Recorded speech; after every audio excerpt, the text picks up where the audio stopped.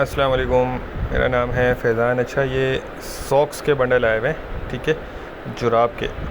ये देखें, ये बंडल होता है और इसके अंदर ये, अच्छा ये देख लें, पेयर होगा, जोड़ी निकलेगी इसके अंदर से। स्टफ़ बहुत ज़्यादा मोटा नहीं है, नॉर्मल आप 12 महीने पहन सकते हैं, इस तरह का इसमें आपको सॉक्स निकलेगा।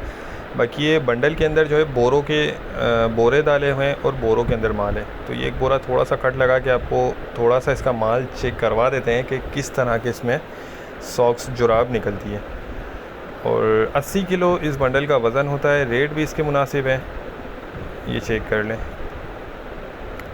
अब ये आप देखते जाएं, इसमें थोड़ी सी जोड़ियाँ हम आपको निकाल के दिखाते हैं।